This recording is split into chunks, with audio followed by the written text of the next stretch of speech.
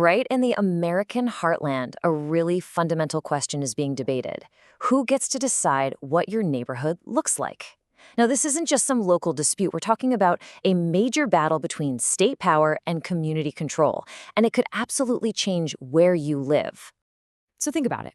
Is it your city council, your neighbors, or should someone else have the final say? This question, it's not hypothetical anymore.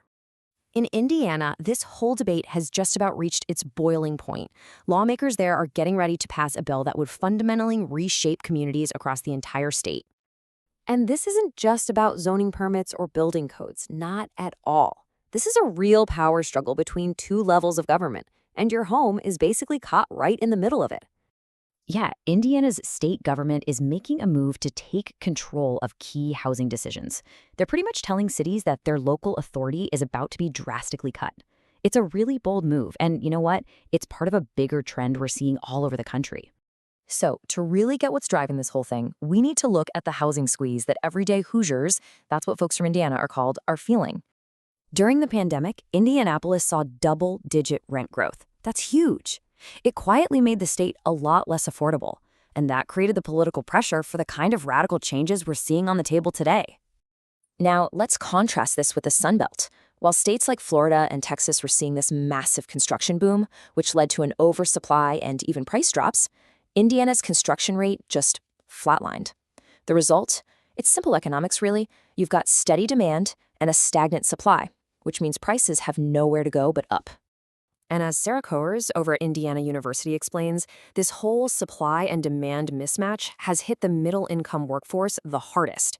We're talking about the essential workers Indiana depends on, teachers, nurses, first responders, and they're getting priced out of their own communities. Okay, so what's the state's big idea to fix this? Well, it's called House Bill 1001, and it's a piece of legislation designed to completely overhaul how housing gets built in Indiana.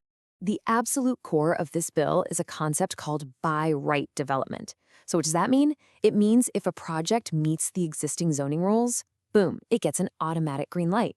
No public hearings, no discretionary reviews from the city council. The goal here is all about speed and certainty for the builders. So here's what that actually looks like. HB 1001 would let developers build duplexes and townhomes by right in most residential areas. It would also make it easier to build apartments in commercial zones. And here's the really controversial part. It would stop local governments from enforcing a lot of their own rules on things like design, lot size, and parking. Now, supporters, they frame this as just a common sense solution. They argue that all these local regulations have added tens of thousands of dollars to the cost of a new home. Their goal is pretty simple. Slash the red tape to make it easier, faster, and cheaper to build the exact kind of housing that first-time homebuyers and working families desperately need. But as you can probably guess, this plan has not exactly been met with open arms. In fact, it's drawn some really fierce opposition from the very people who currently manage growth in these communities. The battle lines across the state are clearly drawn. This quote from Kevin Beatty, the town manager of Clarksville, really gets to the heart of the opposition's argument. He's saying that local officials are the boots on the ground. They're the ones who know their communities, and they should be the ones balancing affordability with local character, not some lawmakers miles away at the state capitol. And the opponents are pointing to some really concrete, real-world consequences. They're warning of neighborhoods just choked with traffic, emergency services struggling to get through, and, well, the erosion of that unique character that makes a community what it is. But the business groups, they have a powerful counter-argument. As Camille Blunt from the Indiana Chamber of Commerce puts it, this isn't just about houses, it's about jobs. I mean, if workers can't afford to live here, companies won't be able to hire, and that hurts the entire state's economy. And you hear that exact same sentiment from housing advocates. Gina Lecron from Habitat for Humanity points out that local regulations have priced so many working families out of the dream of ever owning a home. For them, this isn't some abstract debate about government power, it's about giving people a fair shot at a stable life. So you can see the two sides really clearly. The proponents think this bill will lower costs, boost the housing supply, and create a predictable world for builders by just cutting regulations.